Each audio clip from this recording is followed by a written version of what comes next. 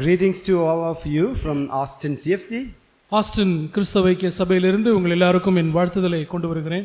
I am so glad to be here with all of you. உங்கள் எல்லாரும் கூட இந்த காலையில் இருப்பது எனக்கு மிகுந்த சந்தோஷமா இருக்கிறது. I heard so much about the church here and from Josh when he came here a few months ago. ஒரு சில மாதங்களுக்கு முன்னதாக ஜாஷ் இங்கே வந்திருந்தார். அவர் மூலமாக இந்த சபையை குறித்து நான் கேள்விப்பட்டிருக்கிறேன். I know a few folks here and it was so joy to be here with all of you. இங்கே இருக்கிற ஒரு சிலரை எனக்கு தெரியும். உங்களோடு கூட இருப்பது எனக்கு மிகுந்த சந்தோஷமா இருக்கிறது.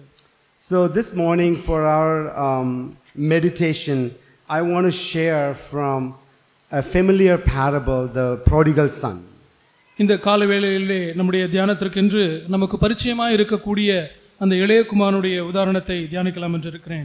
Luke chapter 15, லூக்கா 15ஆம் அதிகாரம் verses from 11 to 32. 11ஆம் வசனம் முதல் 32ஆம் வசனம் வரை. So what I found as I meditated through this parable, I realized that there are so many new covenant truths hidden in this parable. இந்த உவமையை நான் தியானித்த பொழுது நான் கண்டுபிடித்தது என்னவென்றால், இந்த உவமையிலே ஏராளமான புதிய உடன்படிக்கை சத்தியங்கள் இருக்கின்றன. I call this as a treasure chest of new covenant truths. புதிய உடன்படிக்கை சத்தியங்களை கொண்டிருக்கக்கூடிய ஒரு பொக்கிஷ பெட்டியாக நான் இதை பார்க்கிறேன். So let us begin with the verse 1 there. அங்கே 1ஆம் வசனத்திலிருந்து நாம் பார்க்கலாம். And he said, a man had two sons. 11ஆம் வசனத்திலே ஒரு மனுஷனுக்கு 2 குமாரர் இருந்தார்கள். This one shows that this is a picture of Father with every believer. Father God with every believer. ஒரு அப்பாவுக்கு எல்லா விசுவாசிகளும் ஒரு குழந்தைகளா இருப்பதை போல. I kind of think it this way. Father has built a house for all of us. If you're a believer, God has built a house. It's called the house of love. இதை எப்படி நாம் சொல்வோம் என்றால், பிதா அன்போடு நம்ம எல்லாரும், நாம் விசுவாசிக்கிற எல்லாரும் அவருடைய பிள்ளைகளா இருக்கிறோம். நமக்கென்று தேவன் ஒரு வீட்டை கட்டி இருக்கிறார். And then he has given that key to, I'm going to use myself as an example. He gave the key to me and said, Benoy, this is the house that I built for you. If you stay in this house, you never have to worry about anything. இதை நான் என்னை வைத்து நான் சொல்லுகிறேன், தேவனுடைய பிள்ளையாக வைத்து தேவன் என்னை பார்த்து அந்த சாவி என்னிடத்திலே கொடுத்து, பினோய் நீ இந்த வீட்டிலே இருப்பாயானால் இதில் இருக்கிறதான எல்லா காரியங்களையும் நீ பெற்றுக்கொள்ளலாம், அனுபவிக்கலாம் என்று அவர் சொல்லுகிறார். So this is why Hebrews 13:5 it says, I will never leave you nor forsake you. இதைத்தான் எபிரேயர் 13:5 சொல்லுகிறது, நான் உன்னை விட்டு விலகுவதும் இல்லை, உன்னை கைவிடுவதும் இல்லை. Or John 5:8 says, while we were sinners, Christ died for us. அல்லது யோவான் 5:8 நாம் பாவிகளா இருக்கையில் கிறிஸ்து மரித்தார். It begins like this. God demonstrated his love for us, that while we were sinners, Christ died for us. நாம் பாவிகளா இருக்கையில் கிறிஸ்து மரித்ததினாலே தேவன் நம்மேல் வைத்த அன்பு இவ்வளதென்று விளங்க பண்ணியிருக்கிறார் என்று சொல்லுகிறார். And 1 John 4:19 says, it's not that we love him, but God first loved us.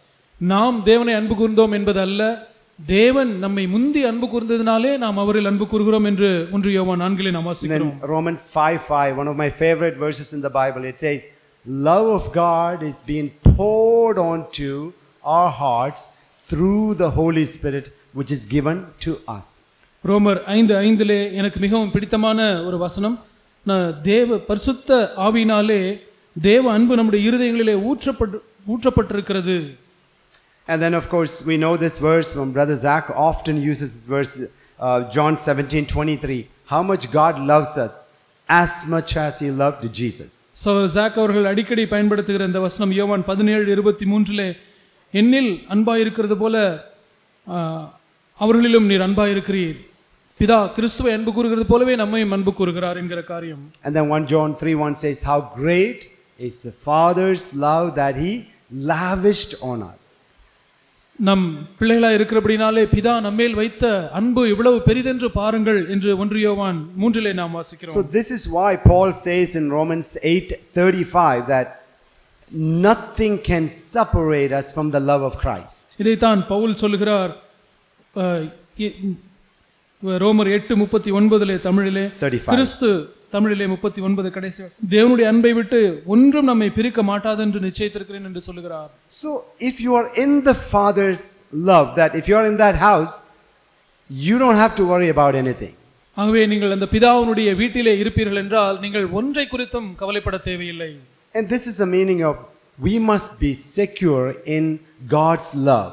கிறிஸ்துவினுடைய அன்பிலே, தேவனுடைய அன்பிலே நாம் பாதுகாப்பா இருக்க வேண்டும் என்று சொல்வதனுடைய அர்த்தம் இதுதான். Remember that we couldn't build this house. We had nothing like that. God has built this house and he is wanting us to be in this house. நினைத்து பாருங்கள், இதை நாமாக இந்த வீட்டை நாம் கட்டவில்லை. தேவன் அந்த வீட்டை கட்டி இதிலே இரு, நீ எல்லாவற்றையும் அனுபவித்துக்கொள் என்று அவர் சொல்லுகிறார். And the son, both sons, they know this fact that father's love is very secure. அந்த தகப்பனுடைய இரண்டு குமாரர்களும் பிதாவுடைய அன்பிலே பாதுகாப்பாக இருந்தார்கள். பிதாவுடைய அன்பை அவர்கள் அறிந்திருந்தார்கள். But I think the younger son, it was probably a head knowledge about the father's love. நான் என்ன யோசிக்கிறேன் என்றால், ஒருவேளை அந்த இளைய குமாரன் தகப்பனுடைய அன்பை குறித்த ஒரு மூளை அறிவை மாத்திரம் பெற்றிருந்திருப்பானோ என்று யோசிக்கிறேன். So now let's move on to verse 12. லூக்கா 15ஆம் அதிகாரம் 12ஆம் வசனத்தை நாம் பார்க்கலாம். The younger son of them said to his father, Father, give me the share of the estate that falls to me. So he divided his wealth between them. அவர்களில் இளையவன் தகப்பனை நோக்கி, தகப்பனே, ஆஸ்தியில் எனக்கு வரும் பங்கை எனக்கு தர வேண்டும் என்றான். அந்தப்படி அவன் அவர்களுக்கு தன் ஆஸ்தியை பங்கிட்டு கொடுத்தான். This verse really teaches about a fundamental truth about our free will. நம்முடைய சுயாதீன சித்தத்தை குறித்ததான ஒரு அடிப்படையான சத்தியத்தை இந்த வசனம் நமக்கு போதிக்கிறது. So God created each one of us, or God created human beings with something called a free will. தேவன் நம்ம எல்லாரையும், மனுஷர்கள் எல்லாரையும் ஒரு சுயாதீன சித்தத்தோடு படைத்திருக்கிறார். And this is what we read in Genesis 1:26 and 27. இதைத்தான் நாம் ஆதியாகமம் 1:26-27 வாசிக்கிறோம். It says, let us make man in our own image and likeness. பின்பு தேவன் நமது சாயலாகவும் நமது ரூபத்தின்படியேயும் மனுஷனை உண்டாக்குவோமாக. What does that mean? அதனுடைய அர்த்தம் என்ன? God doesn't have a shape or form, right? தேவனுக்கு ஏதோ ஒரு உருவமோ ஒரு வடிவமோ இல்லை. John 4:24 says God is a spirit. God is spirit. யோவான் 4:24 சொல்கிறது தேவன் ஆவியாய் இருக்கிறார் என்று.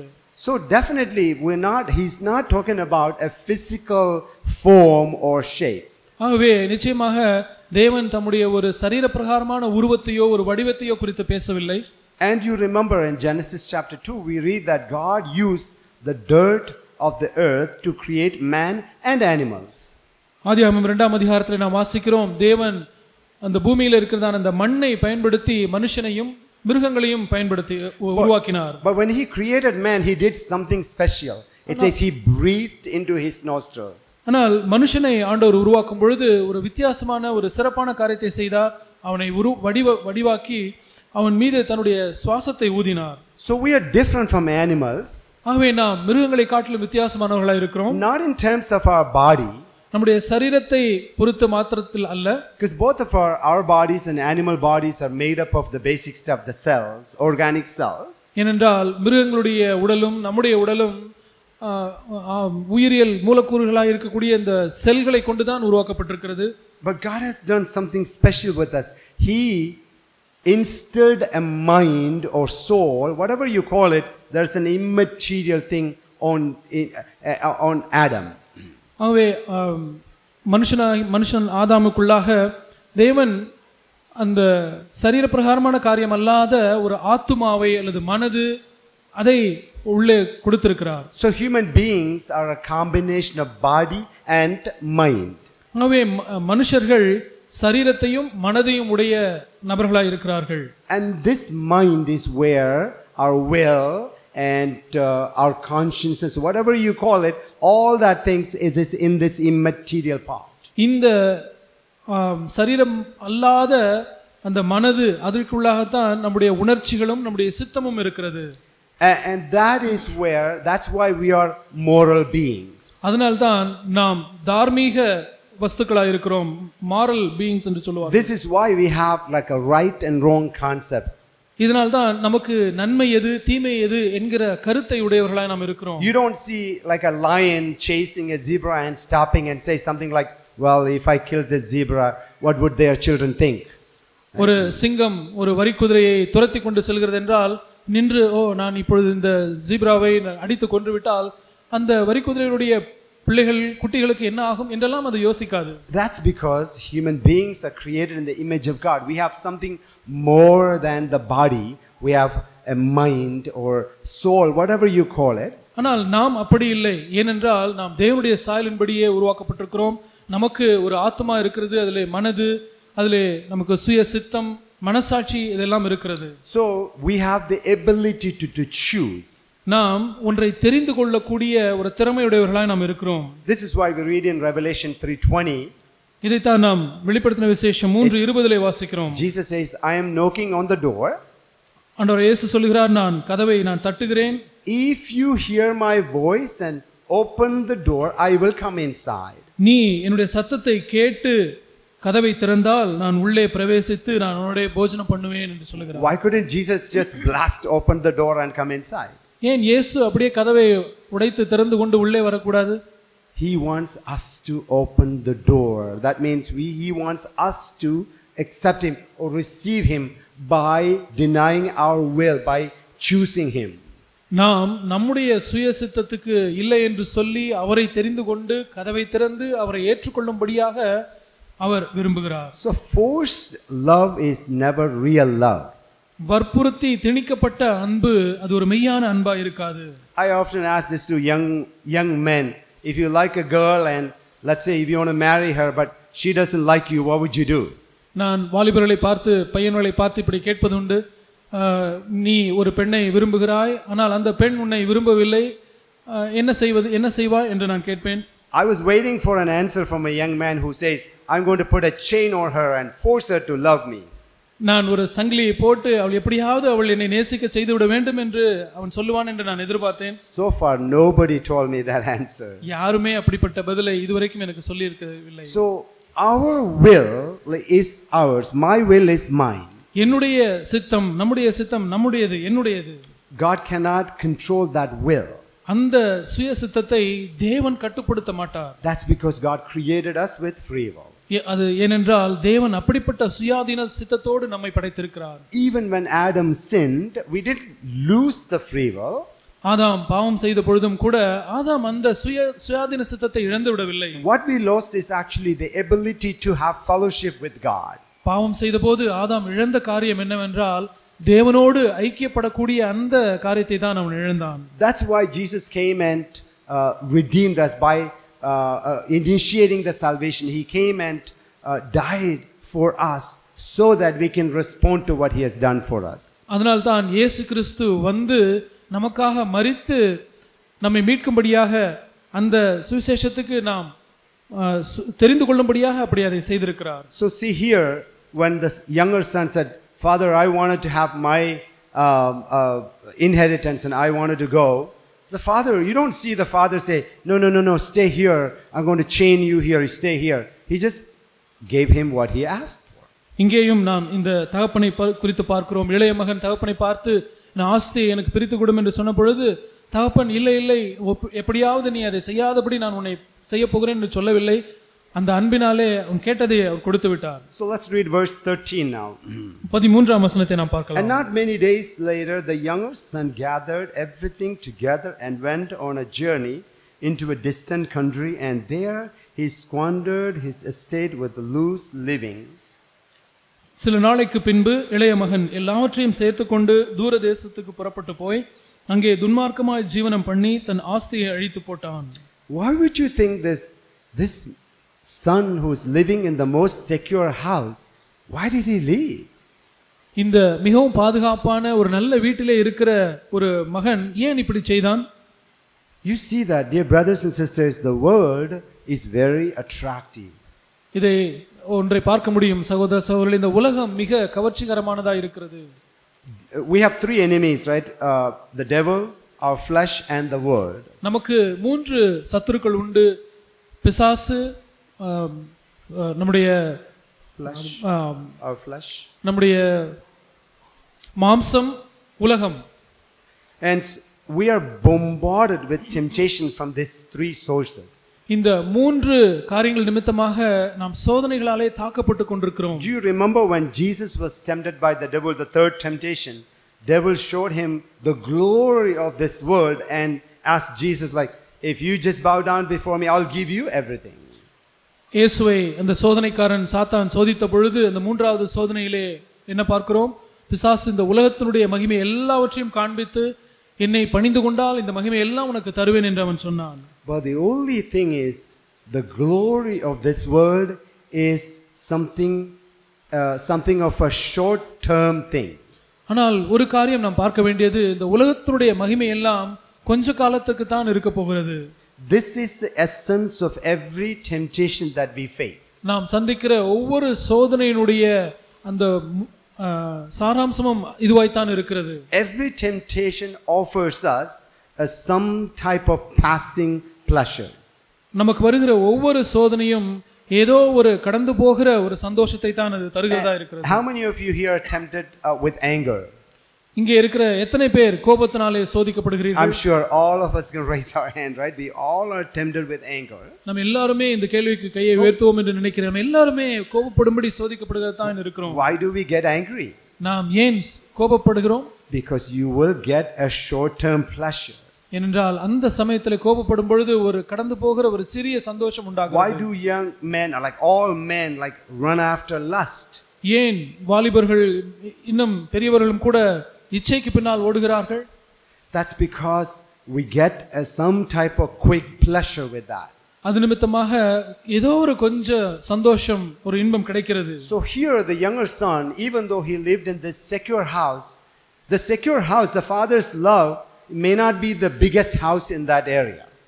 இந்த இளைய குமாரன் வசித்த அந்த பிதாவினுடைய தகப்பனுடைய வீடு அதிலே பாதுகாப்பா இருந்தாலும் கூட அது அந்த இருக்கிற வீடுகளிலேயே மிக பெரிய வீடாய் இல்லாமல் இருக்கலாம். It may not be the most attractive house in the area. இந்த பகுதியில் இருக்கக்கூடிய வீடுகளிலேயே மிகவும் கவர்ச்சிகரமான வீடாக அந்த வீடு இல்லாமல் இருக்கலாம். But it is the most secure house in the area. ஆனால் அந்த பகுதியில் இருக்கக்கூடிய மிகவும் பாதுகாப்பான வீடாய் அது The only house that offer you full protection. ஒரே வீடு உங்களுக்கு முழு பாதுகாப்பை அளிக்கக்கூடிய வீடு அதுதான். But when the younger son saw the outside world, he decided that, you know what? I want that passing pleasures. ஆனால் இந்த இளைய மகன் இந்த சுற்றியில் இருக்கிறதான உலகத்தை பார்க்கும் பொழுது நான் என்ன செய்யட்டும், நான் இந்த கடந்து போகிறதா இருந்தாலும் பரவாயில்லை, அந்த இன்பத்தை நான் தெரிந்து கொள்ளட்டும் என்று அவன் சொன்னான். This is again, brothers and sisters, we must choose between being at the father's house or running after things that offers us temporary pleasure. நமக்கும் சகோதர சகோதரர்களே இந்த ஒரு தெரிவு செய்தல் இருக்கிறது. நாம் பிதாவினுடைய வீட்டிலே பாதுகாப்பா இருக்கிறதை நாம் தெரிந்து கொள்ளலாம், அல்லது இந்த உலகத்தினுடைய கடந்து போகிற அந்த சந்தோஷங்களை பின் நோக்கி நாம் ஓட முடியும். So the younger son started, living like enjoying the pleasures. இந்த இளைய மகன் இந்த உலகத்தினுடைய காரியங்களை, அந்த இன்பங்களை அவன் சந்தோஷமா அனுபவித்தான். In this phase, if you meet that younger son, if you ask him, do you remember, do you think the father love you? இந்த சூழ்நிலையிலே அந்த இளைய மகனை பார்த்து நீங்கள் கேட்டால், உங்கள் அப்பா உன்னை நேசிக்கிறாரா என்று கேட்டால் அவன் என்ன சொல்லுவான்? I am sure he will say, oh yeah, I know the father loves me so much. அவன் நிச்சயமாக சொல்லுவான், ஆமாம் நிச்சயமாக எங்க அப்பா என்னை நேசிக்கிறார் தான். So in this case, he has a head knowledge. The doctrine of the God's love is still in his head, but not in his heart. இந்த இப்பொழுது நாம் என்ன சொல்லலாம், அவனுக்கு தன்னுடைய தகப்பனுடைய அன்பை குறித்ததான ஒரு மூளை அறிவு இருக்கிறது, ஆனால் அந்த அன்பு அவனுடைய இருதயத்துக்குள்ளாக போகவில்லை. Let's see what happens when you run away from the father's house. அவன் தகப்பனுடைய வீட்டை விட்டு ஓடி போகும் பொழுது என்ன நடக்கிறது என்பதை நாம் பார்க்கலாம். I call it life without God. Where does it lead you? அது தேவனில்லாத ஒரு வாழ்க்கை என்று நான் சொல்கிறேன். அந்த தேவனில்லாத வாழ்க்கை உங்களை எங்கே நடத்துகிறது? So verse 14 says, now when he had spent, actually verse 13 I'm going to read, and not many days later the younger son gathered everything together and went on a journey into a distant country, and there he squandered his estate with the loose living. Now when he had spent everything, a severe famine occurred in that country, and he began to impoverish. So he went and hired himself out into one of the citizens of that country. Then he sent them into his field to feed swine, and he would have gladly filled his stomach with the pots that the swine were eating, and no one was giving anything to him. 14 எல்லாவற்றையும் அவன் செலவழித்த பின்பு அந்த தேசத்திலே கொடிய பஞ்சம் உண்டாயிற்று.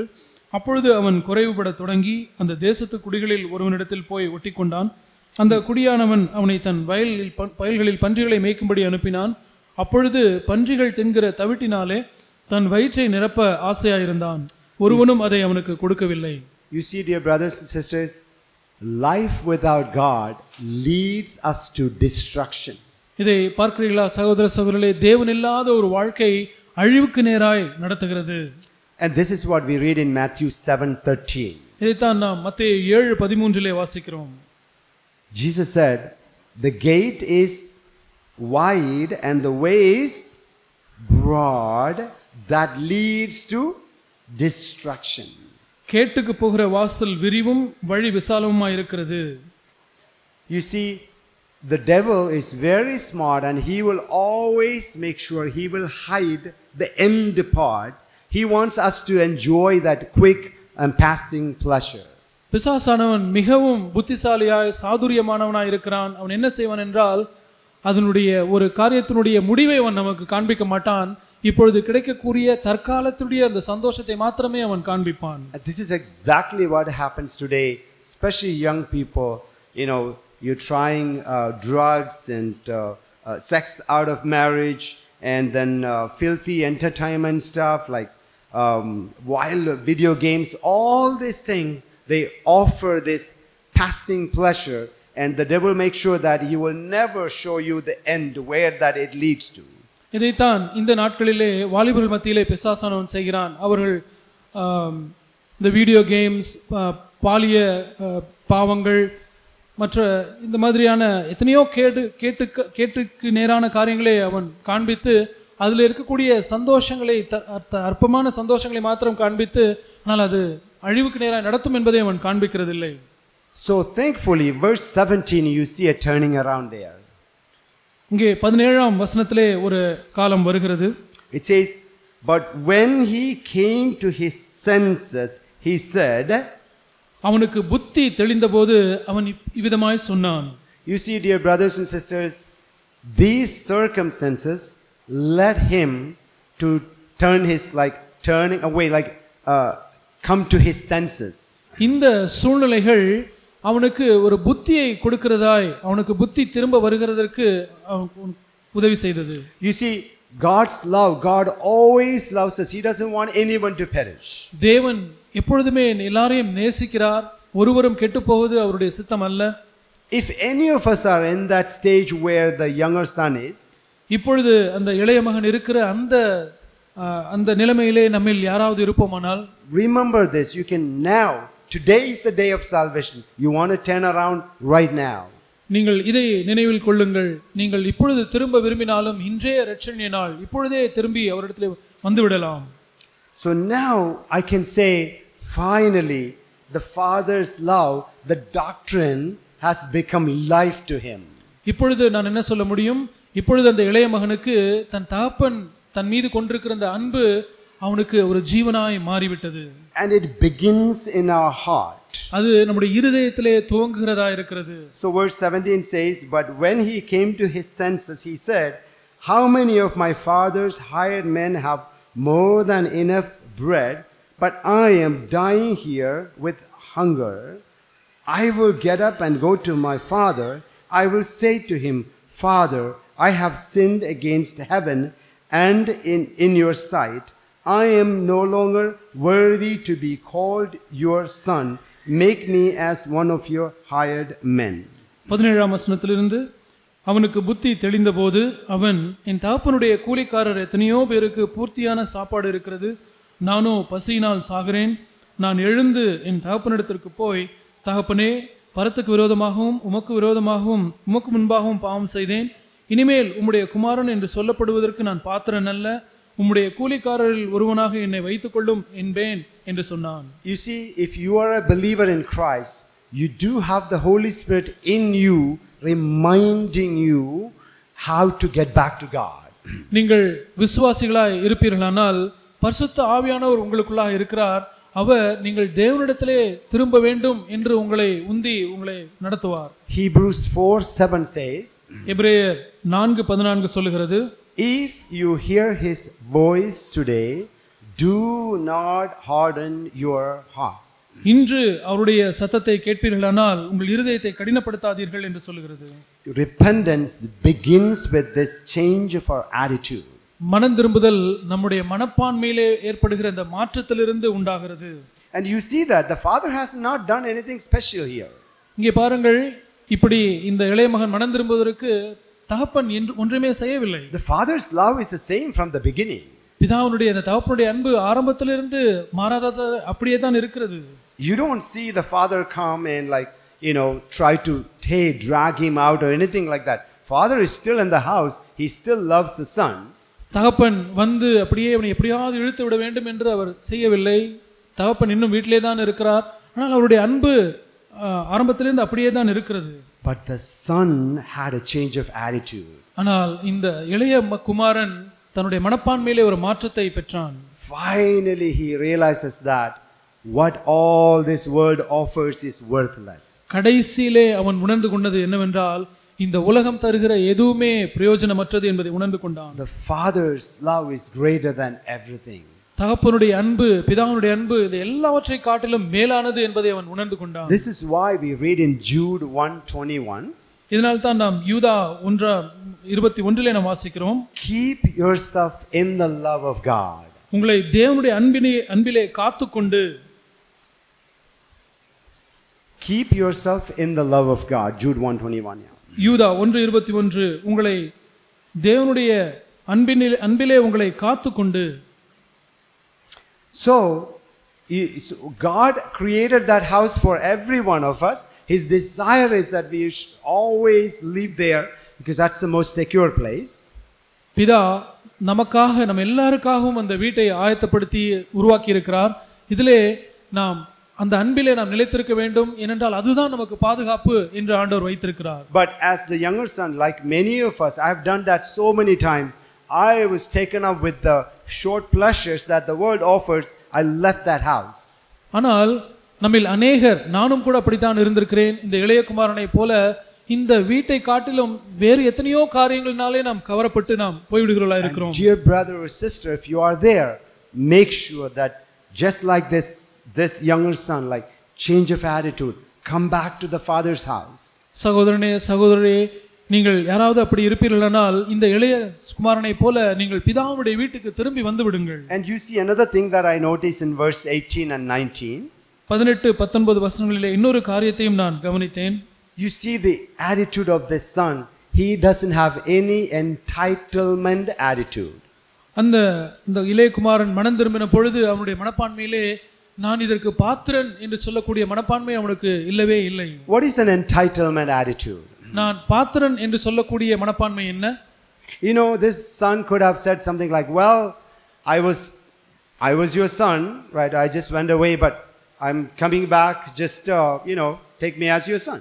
அந்த இளைய குமாரன் இப்படி சொல்லியிருக்கலாம், நான் உம்முடைய பிள்ளை, உம்முடைய குமாரன், நான் வீட்டை விட்டு ஓடி போனது உண்மைதான், ஆனால் நான் இப்படி வந்து விட்டேனே, நான் பிள்ளைதான், நான் குமாரன் என்று, அதுதான் பாத்திரன் என்று எண்ணிக்கொள்ளுகிற ஒரு மனப்பான்மை. That's not what he said. He said, I will get up and go to my father and will say to him, Father, I have sinned against heaven and in your sight. I am no longer worthy to be called your son. ஆனால் அந்த இளைய குமாரன் அப்படிப்பட்ட ஒரு மனப்பான்மை அந்த சமயத்திலே கொண்டிருக்கவில்லை. அவன் சொல்லுகிறான், நான் எழுந்து என் தகப்பனிடத்திற்கு போய், தகப்பனே, பரத்துக்கு விரோதமாகவும் உமக்கு முன்பாகவும் பாவம் செய்தேன், இனிமேல் உம்முடைய குமாரன் என்று சொல்லப்படுவதற்கு நான் பாத்திரன் அல்ல, உம்முடைய கூலிக்காரரில் ஒருவனாக என்னை வைத்துக் கொள்ளும் என்று சொன்னான். My dear brother and sister, have you come to that level where you say something like, Lord, I don't belong to heaven, I don't deserve heaven? சகோதரனே சகோதரியே, ஆண்டவரே, நான் பரலோகத்துக்கு நான் பாத்திரன் அல்ல, நான் பரலோகத்துக்கு சொந்தமானவன் அல்ல என்ற மனப்பான்மை, அந்த நிலைமைக்கு நீங்கள் வந்திருக்கிறீர்களா? This is one of the most important attitudes that we all should have always. நாம் எல்லாருமே எப்பொழுதுமே கொண்டிருக்க வேண்டிய மிக முக்கியமான மனப்பான்மை இது. And we read this in Luke 17:10. லூக்கா 17:10 நாம் வாசிக்கிறோம். That even after you obey him in everything, you still remain as an unworthy slave. மத்தேயுவிலே நாம் எல்லா காரியம் கட்டளையிட்ட எல்லாவற்றையும் செய்த பின்பு நான் அபாத்திரமான ஊழியக்காரன் என்று சொல்லுகிற மனப்பான்மை நமக்கு வேண்டும். So maintain that attitude that I'm always an unworthy slave. If I'm going to heaven only because God is taking me to heaven, not because I have done anything. நான் எப்பொழுதுமே அப்பிரயோஜனமான ஊழியக்காரன் என்ற மனப்பான்மை இருக்க வேண்டும். என்னை தேவன் பரலோகத்துக்கு அழைத்து செல்வாரானால் அது நான் ஏதோ செய்ததற்காக அல்ல, தேவன் என்னை கொண்டு போகிறபடினாலே அப்படி இருக்கிறது. God is still righteous if he push me to hell. தேவன் என்னை நரகத்துக்கு அனுப்பினாலும் அவர் நீதி உள்ளவராய் தான் இருப்பார். So another thing that I noticed there is like you don't see any kind of blaming, like the son is not blaming anyone for his failures. இன்னொரு காரியம் நான் பார்த்தது என்னவென்றால், அந்த இளையகுமாரன் தன்னுடைய தோல்வி, தன்னுடைய வீழ்ச்சி, பாவத்துக்கு வேறு யாரையுமோ அல்லது எதையுமோ அவன் பழி சுமத்துகிறவனாய் இல்லை. So 1 John 1:9 we read this. 1 யோவான் 1:9 நாம் வாசிக்கிறோம். If we confess our sins, he is able to cleanse us from all unrighteousness. 1 John நாம் நம்முடைய 1:9. பாவங்களை அறிக்கையிட்டால் அவருடைய இயேசு கிறிஸ்துவினுடைய இரத்தம் சகல பாவங்களையும் நீக்கி நம்மை சுத்திகரிக்கும். And notice what's that what type of sentence is that? It's a past tense or present tense? 1 யோவான் 1:9 நம்முடைய பாவங்களை நாம் அறிக்கையிட்டால் பாவங்களை நமக்கு மன்னித்து எல்லா அநியாயத்தையும் நீக்கி நம்மை சுத்திகரிப்பதற்கு அவர் உண்மையும் நீதியும் உள்ளவராய் இருக்கிறார். இது என்ன காலத்திலே சொல்லப்பட்டிருக்கிறது? கடந்த காலத்திலே சொல்லப்பட்டிருக்கிறதா அல்லது நிகழ்காலத்திலே சொல்லப்பட்டிருக்கிறதா? It's written in the present tense. That means the Holy Spirit knew that you and I will fall into sin until we die. அது நிகழ்காலத்திலே எழுதப்பட்டிருக்கிறது. ஏனென்றால் பரிசுத்த ஆவியானவர் நாம் எல்லாருமே ஒரு காலத்திலே நாம் பாவம் செய்வோம் என்பதை அவர் அறிந்துதான் அதை நிகழ்காலத்திலே எழுதி இருக்கிறார். The question is, what is our attitude when we fall into sin? முதலாவது காரியம், நாம் பாவத்திலே விழும் பொழுது நம்முடைய மனப்பான்மை எப்படி இருக்கிறது? I'm not talking about sins like murder and adultery, things like that. கொலை, விபச்சாரம் அப்படிப்பட்ட பாவத்தை குறித்து நான் சொல்லவில்லை. I'm talking about, are you getting offended when somebody says something to you? யாரோ ஒருவர் உங்களுக்கு பார்த்து ஏதோ சொல்லும் பொழுது நீங்கள் மனம் புண்படுகிறீர்களே, அந்த காரியத்தை நான் சொல்லுகிறேன். Do you get angry when somebody provoke you? யாராவது உங்களை எரிச்சலூட்டினால் நீங்கள் கோபப்படுகிறீர்களா? So let's say you caved into that temptation and you got angry. நாம் இப்படி வைத்துக் கொள்வோம், அந்த சோதனைக்கு நீங்கள் இடம் கொடுத்து நீங்கள் விழுந்து விட்டீர்கள், கோபப்பட்டு விட்டீர்கள். When the Holy Spirit reminds you, Benoy, get up, go ask for forgiveness to that person that you sinned against. பரிசுத்த ஆவியானவர் அவர் உணர்வை கொடுக்கிறாய், பினோய் நீ இப்பொழுது நீ எழுந்து மனம் திரும்பி அந்த நபரோடு நீர் ஒப்புரவாக மன்னிப்பு கேள் என்று சொல்வாரானா? What is my attitude? என்னுடைய மனப்பான்மை என்னவாய் இருக்கிறது? I think many of you heard the illustration from Brother Zach about the cat and the pig. அந்த பூனை பன்றி இந்த உதாரணத்தை நம்மில் अनेக ஜாக் அவர்கள் மூலமாக கேட்டிருக்கிறோம். What happens when a cat falls into the mud? இந்த பூனை மண்ணிலே சேற்றிலே விழும் பொழுது அந்த பூனை என்ன செய்கிறது? It immediately gets up. Oh, this is not my place. உடனடியாக எழுந்து, ஓ இது என்னுடைய இடம் அல்ல என்று சொல்லி அது எழுந்து விடுகிறது. What about a pig? ஆனால் பன்றியை குறித்த காரியம் என்ன? A pig loves to be like wallowing around there. அந்த பன்றி அந்த சேற்றிலே அந்த மண்ணிலே புரளுகிறதற்கு மிகுந்த சந்தோஷமா இருக்கிறது. So what does that practically mean? ஆகவே இது நடைமுறையிலே இதனுடைய அர்த்தம் என்ன? And this is what the Lord helped me. This is an area in my life that when I understood this, it changed my life. இந்த காரியம்தான் இதை நான் புரிந்து கொண்ட பொழுது என்னுடைய வாழ்க்கையை மாற்றினது. So when you fall into sin, ஆகவே நீங்கள் பாவத்திலே விழும் பொழுது, when the Holy Spirit reminds you, பரிசுத்த ஆவியானவர் உங்களுக்கு ஞாபகமூட்டுகிறார், do you get up and immediately accept the blame on yourself, or do you blame others? ஆவியானவர் உணர்த்தும் பொழுது நீங்கள் உடனடியாக அதை ஏற்றுக்கொண்டு உங்களுடைய பாவத்துக்கான காரணத்தை நீங்களே உங்கள் மேலே சுமத்திக் கொள்கிறீர்களா அல்லது வேறு யார் மீதாவது நீங்கள் சுமத்துகிறீர்களா? What I used to do is this, dear brothers and sisters, every time when he reminds me of sin, what I did was, the first thing I did was like, I kind of point to God. I wouldn't say that you didn't do, but I say something like, well, God, you didn't fill me with the Holy Spirit. That's why I fell. சகோதர சகோதரிகளே, நான் இப்படி சோதிக்கப்படும் பொழுது, நான் விழுந்த பிறகு ஆவியானவர் எனக்கு உணர்த்தும் பொழுது நான் என்ன சொல்லுவேன் என்றால், ஆண்டவரே நீர் என்னை பரிசுத்தாவினால் நீர் என்று சொல்லவில்லை, பரிசுத்தாவினால் நிறைக்கப்படாதனால் தான் நான் அந்த பாவத்தில் விழுந்து விட்டேன் என்று சொல்லுவேன். Some time ago the Lord really spoke to me through that verse in 2 Peter 1:3. 2 பேதுரு 1:3 மூலமாக ஆண்டவர் மெய்யாகவே என்னிடத்திலே பேசினார். It says his divine power has granted to us everything pertaining to life and godliness. 2 Peter 1:3. 2 பேதுரு 1:3 தம்முடைய மகிமையினாலும் காருண்யத்தினாலும் நம்மை அழைத்தவரை அறிகிற அறிவினாலே ஜீவனுக்கும் தேவபக்திக்கும் வேண்டிய யாவற்றையும் அவருடைய திவ்ய வல்லமையானது நமக்கு தந்தருளி இருக்கிறது. I would encourage you to put your name there. Recently I have been practicing this. Every time there's a you or us there, I put my name. So it reads like this: His divine power has granted to Benoy everything pertaining to life and godliness. சமீப காலத்திலே நான் இப்படி ஒரு வழக்கத்தை நான் செய்து வருகிறேன். எப்பொழுதெல்லாம் நீங்கள் நாம் என்று வருகிறதோ அந்த வசனத்திலே அதிலே என்னுடைய பெயரை போட்டு நான் வாசிக்கிற ஒரு பழக்கத்தை கொண்டு வந்திருக்கிறேன். ஆகவே நீங்களும் இப்படி செய்யும்படி உற்சாகப்படுத்துகிறேன். இந்த வசனத்திலே அவரை அறிகிற அறிவினாலே ஜீவனுக்கும் தேவபக்திக்கும் வேண்டிய யாவற்றையும் அவருடைய திவ்ய வல்லமையானது எனக்கு பினோய்க்கு தந்தருளி இருக்கிறது என்று சொல்கிறேன். So dear brothers and sisters, when you fail, at least do one thing. You never want to blame God indirectly, saying that you didn't do something, that's why I fell. சகோதர சகோதரிகளே, நான் உங்களுக்கு ஒன்றை சொல்லட்டும். நீங்கள் பாவத்திலே விழும் பொழுது நீங்கள் தேவனை குற்றம் சாட்டுகிறவர்களாய் இராதபடிக்கு பாருங்கள். நீர் என்னை ஆவியினாலே நிறைக்கவில்லை, அதனால தான் நான் பாவம் செய்தேன் என்று சொல்லாதபடிக்கு பாருங்கள். Second thing that I used to do was like, oh, I was angry. You know why? I know I was angry, but you know why I got angry? Because my wife said something very nasty. That's why I got angry. இரண்டாவது காரியம், என்னுடைய மனப்பான்மை உடனடியாக வருகிற ஒரு பிரதிபலிப்பு என்னவா இருக்கும் என்றால், என்னுடைய மனைவி இப்படிப்பட்ட ஒரு மோசமான காரியத்தை சொன்னபடினாலே தான் நான் கோபப்பட்டேன் என்று சொல்லுவேன். So there I am explicitly blaming my wife. இங்கே நான் வெளிப்படையாக என்னுடைய மனைவியை குற்றம் சாட்டுகிறவனாக இருக்கிறேன். That would be like just like Adam, right? This is all coming through the Adamic nature. You know what Adam did when God asked him, did you eat the fruit? இது எல்லாமே ஆதாமிடத்திலிருந்து நமக்கு வருகிறதா இருக்கிறது. ஆதாம் அந்த கனியை புசித்தபோது ஆண்டவர் நீ புசிக்க வேண்டாம் என்று விலக்கின கனியை புசித்தாய் என்று கேட்டபோது என்ன சொன்னார்? Adam could have just said, yes Lord, I am so sorry. That's what he should have said. ஆம் ஆண்டவரே, நான் அந்த கனியை புசித்தேன், நான் மிகவும் மனம் வருந்துகிறேன் என்று அதைத்தான் அவன் சொல்லி இருந்திருக்க வேண்டும். And you know what he said? Like, I'm just paraphrasing. He said something like, if it was not for this woman that you gave me, I would not have eaten the fruit. நான் இப்படியாக பொருள்படுத்தி நான் சொல்லுகிறேன், இந்த நீங்க கொடுத்த இந்த ஸ்திரீ இல்லாவிட்டால் நான் இந்த பாவத்தை நான் செய்திருக்க மாட்டேன் என்று தான் நான் சொல்லியிருந்தான். So any time we blame anyone around us for our failure, we are becoming like that pig. எப்பொழுதெல்லாம் நம்முடைய தோல்விக்கு நம்மை சுற்றி இருக்கிறவர்கள் மீது பழி செலுகிறோமோ அப்பொழுதெல்லாம் நாம் அந்த பன்றியை போலத்தான் நாம் இருக்கிறோம். And the third thing that I used to blame is circumstances. மூன்றாவது காரியம், நான் குற்றம் சாட்டுகிற காரியம் சூழ்நிலைகள். So what I used to say something like this: well, I got angry, but you put Joel there, you put Jesudos there, you put this brother, that sister, they all will do the same thing that I have done.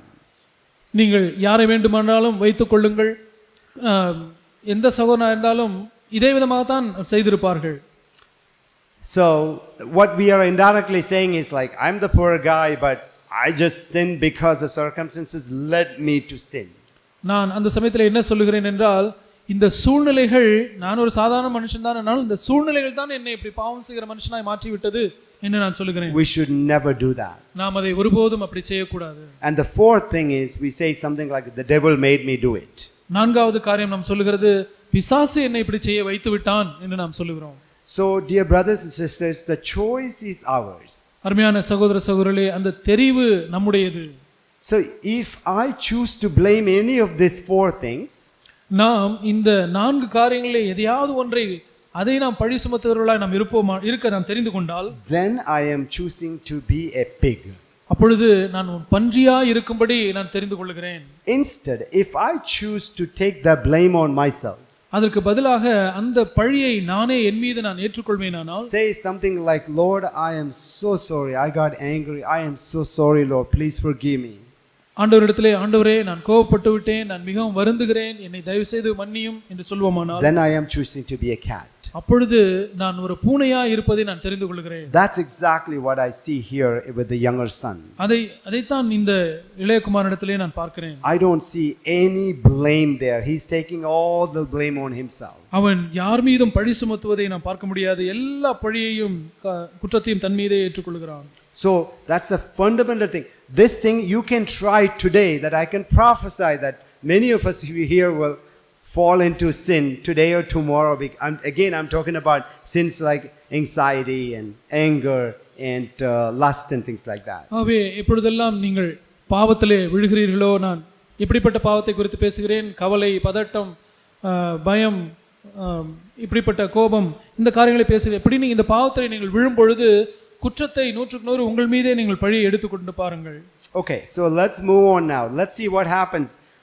Until this time, everything was happening in his heart, the younger son's heart. அடுத்து நாம் தொடர்ந்து நாம் தியானிக்கலாம். இது எல்லாம் இதுவரைக்கும் இந்த காரியங்கள் எல்லாம் எங்கே நடந்தது? அந்த இளையகுமாரனுடைய இதயத்துக்குள்ளாக நடைபெற்றது. Let's look at verse 20. 20ஆம் வசனத்தை பார்க்கலாம். It says he got up and came to his father. அவன் எழுந்து புறப்பட்டு தன் தகப்பனிடத்தில் வந்தான். You see, the younger son didn't stay there and like, oh, I'm not worthy. Father, please come and get me from here.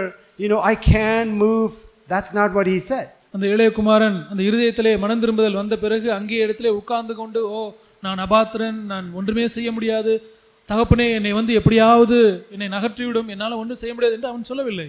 Now father's love, the doctrine of the security in the father's love has become real to him. இப்பொழுது அந்த தேவனுடைய அன்பிலே இருக்கிறதான அந்த பாதுகாப்பை குறித்த சத்தியம் அவனுக்கு மெய்யாய் வந்துவிட்டது. And his attitude changed. அவனுடைய மனப்பான்மை மாற்றமடைந்து விட்டது. And then he had the action, which is he got up and walked towards the father's house. இப்பொழுது அவனை அது ஒரு கிரியைக்கு நேராய் நடத்துகிறது. அவன் எழுந்து புறப்பட்டு தன் தகப்பனிடத்திற்கு வந்தான். What do you think what was going through his mind? அவனுடைய மனதிலே என்ன நடந்தது என்று நினைக்கிறீர்கள்? I think he probably felt horrible that he was saying, his feeling is telling him like, don't go, the father is not going to accept you. அவன் மிகவும் ஒரு போராட்டத்தை அவன் சந்தித்துக் கொண்டிருந்திருப்பான். அவனுடைய மனது ஒருவேளை அவனிடத்தில் சொல்லியிருந்திருக்கும், இப்பொழுது உன்னுடைய அப்பாவிட்டு போகாதே என்று சொல்லியிருந்திருக்கும். But he had faith in the father's love. ஆனால் பிதாவுடைய அந்த தகப்பனுடைய அன்பின் மீது அவனுக்கு ஒரு நம்பிக்கை, விசுவாசம் இருந்தது. And what is the evidence of that faith? அந்த விசுவாசத்தினுடைய அந்த அத்தாட்சி என்ன? In James 2:17 we read this. யாக்கோபு 2:17 நாம் வாசிக்கிறோம். Faith without work, or James 2:17 it says, யாக்கோபு 2:17 சொல்கிறது,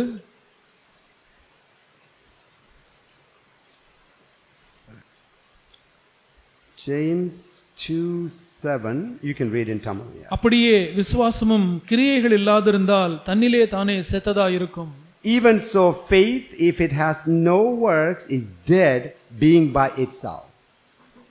விசுவாசமும் கிரியைகள் இல்லாதிருந்தால் The son got up and started walking towards the father's house. இதைத்தான் நாம் இங்கே நாம் பார்க்கிறோம். அந்த இளையகுமாரன் எழுந்து புறப்பட்டு தன் தகப்பனிடத்தில் போகிறான். He did not go with his feelings. அவன் தன்னுடைய உணர்ச்சிகளின் மீது நம்பிக்கை வைத்து போகவில்லை. But he went with the fact that father's love is real.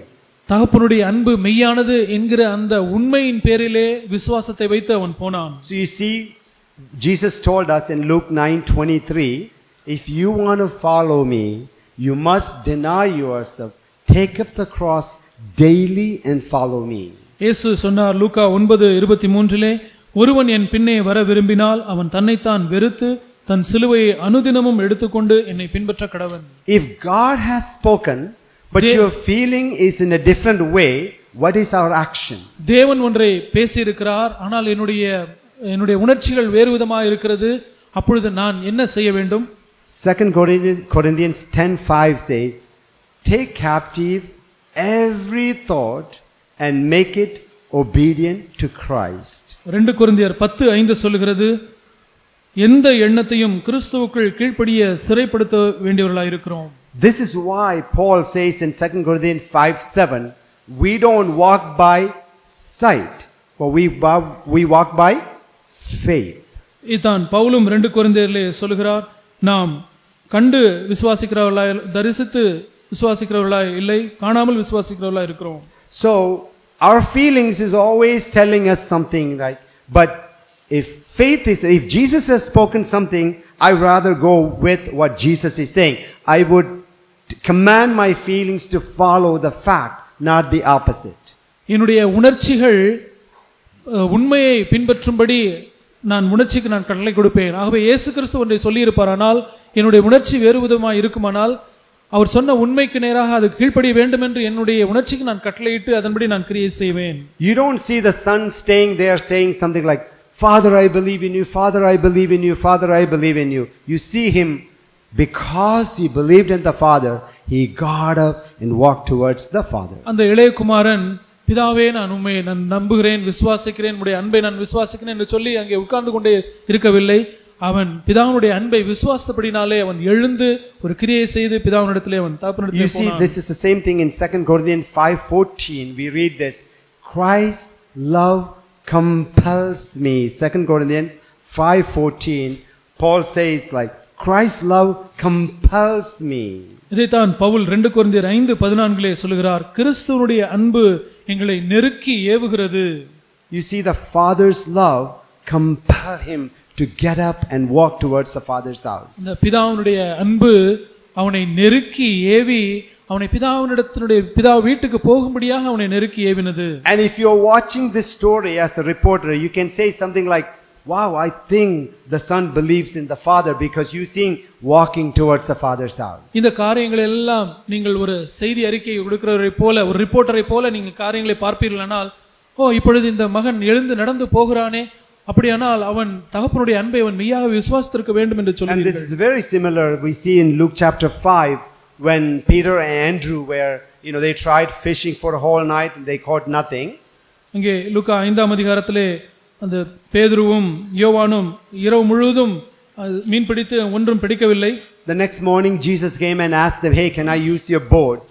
அடுத்த நாள் காலையிலே இயேசு வந்து and Jesus used that boat to preach the Sermon on the Mount. அந்த சீமோனுடைய படகிலே உட்கார்ந்து ஒரு பிரசங்கம் செய்கிறார். And after that Jesus asked Peter, Peter, can you put the net on the other side? அதற்கு பிறகு பேதுருவை பார்த்து, பேதுருவே வலையை நீ அந்த புறத்திலே நீ போடு என்று சொல்கிறார்.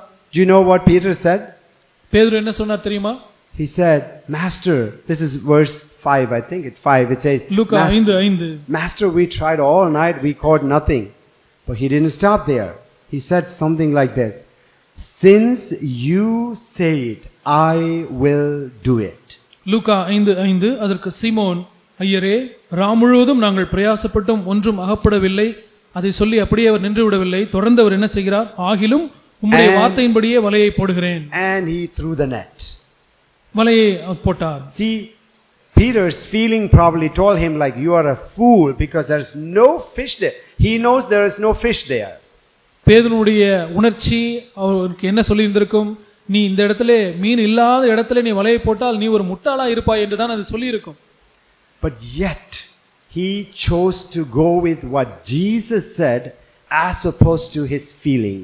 ஆனாலும் தன்னுடைய உணர்ச்சிகள் சொல்வதை கேட்காதபடிக்கு இயேசு சொன்னதிலே நம்பிக்கையை வைத்து அவர் கிரியை செய்தார். That's the action of faith. அதுதான் விசுவாசத்தினுடைய கிரியை. You see, when we do that, you know what happened? Jesus commanded the fish to come and Peter got a big catch. அதை நாம் செய்யும் பொழுது என்ன நடக்கும்? பேதுருவுக்கு என்ன நடந்தது? பேதுரு ஆண்டவருடைய வார்த்தையின்படி போட்ட பொழுது மீன்களுக்கு ஆண்டவர் கட்டளையிட்டார். பேதுரு அங்கே நிறைய மீன்களை பிடித்தார். That's the result of faith. அதுதான் விசுவாசத்தினுடைய ஒரு விளைவாய் இருக்கிறது. So the three layers of faith, I call it FAR. F stands for foundation. விசுவாசத்தினுடைய மூன்று படிநிலைகள், அது FAR என்ற எழுத்துக்களை என்று சொல்கிறேன். F என்பது ஃபவுண்டேஷன், அடித்தளம், அஸ்திபாரம். A stands for action. A action, செயல்பாடு, கிரியை. And then R stands for result. R அது ரிசல்ட், விளைவு, அதற்கான விளைவு. Do you remember that verse in Hebrews 12 which says Jesus is the author and finisher of our faith? எபிரேயர் 12ஆம் அதிகாரத்திலே இருக்கிற வசனத்தை நீங்கள் அறிந்திருக்கிறீர்களா? நம்மை விசுவாசத்தை துவக்குகிறவரும் முடிக்கிறவருமாய் இருக்கிற நம்முடைய இயேசு கிறிஸ்து. You see, Jesus is the one who, or like the Father is the one who is providing that love for the Son. பிதாதான் குமாரனுக்கு இந்த அன்பை கொடுக்கிறவராய் இருக்கிறார். Or in the case of Peter, Jesus is the one who is asking Peter to throw the net. இயேசுதான் பேதுருவுடைய காரியத்தை பொறுத்தமட்டில் இயேசுதான் அந்த வலையை அங்கே போடும்படி இயேசு பேதுருக்கு சொல்லுகிறார். And if you are clear that is Jesus telling you, you have the foundation is laid. இயேசுதான் அந்த வார்த்தையை சொல்லுகிறார் என்பதை நீங்கள் தெளிவாய் அறிந்திருப்பீர்களானால் உங்களுடைய அஸ்திபாரம் சரியா இருக்கிறது என்று பொருள். Now if the foundation is clear, the action is on us. இப்பொழுது அந்த அஸ்திபாரம் இருக்கிறது. இப்பொழுது நாம் என்ன செய்ய வேண்டும்? அந்த கிரியை நம்மை பொறுத்ததா இருக்கிறது. That's why Proverbs 3:5 says, trust in the Lord with all your heart, lean not onto your own understanding. அதனால்தான் Proverbs 3:5. நீதிமொழிகள் 3:5 சொல்லி இருக்கிறது, உன் சுய புத்தியின் மேல் சாராமல் கர்த்தர் மேல் முழு நம்பிக்கையாயிரு என்று சொல்லி இருக்கிறது. So if we do the action and then the result is produced by God. நாம் விசுவாசித்து ஒரு கிரியை நாம் செய்வோமானால் அந்த விளைவை அந்த பலனை தேவனே செய்கிறவராய் இருக்கிறார். Remember, Jesus never asked Peter to come up with a catch. இதை புரிந்து கொள்ளுங்கள், நீ மீனை பிடித்து கொண்டு வா என்று ஆண்டவர் சொல்லவில்லை. He's only asked Peter to throw the net. நீ வலையை போடு என்றுதான் பேதுருவை ஆண்டவர் சொன்னார். When he threw the net, Jesus commanded the fish to come there. அவன் பேதுரு வலையை போட்ட பொழுது just like மீன்களுக்கு இயேசு கட்டளை கொடுத்தார். Just like Jesus told Martha to move the stone, and once she moved the stone, Jesus raised Lazarus from the dead. மார்த்தாளை பார்த்து அந்த கல்லை புரட்டி போடு என்று கட்டளை கொடுத்த பொழுது அந்த கல் புரட்டப்பட்ட பொழுது இயேசு லாசருவை வெளியே கொண்டு வந்தார். Or in John chapter 2, Jesus told the servants to fill the jars with water. அல்லது யோவான் 2ஆம் அதிகாரத்திலே ஆண்டவர் இந்த செய்த அந்த அற்புதத்திலே நீங்கள் கற்சாடிகளிலே தண்ணீரை நிரப்புங்கள் என்று ஆண்டவர் இந்த ஜனங்களுக்கு கட்டளையிட்டார். Once they filled the jar with water, Jesus turned the water into wine. ஜனங்கள் அந்த வேலைக்காரர்கள் அந்த கற்சாடிகளை தண்ணீரால் நிரப்பின பிறகு இயேசு அவைகளை ரசமாக மாற்றினார். So that's the 3 layers of faith: foundation, action and result. இதுதான் விசுவாசத்தினுடைய 3 படிநிலைகள்: விசுவாச அஸ்திபாரம், கிரியை, விளைவு.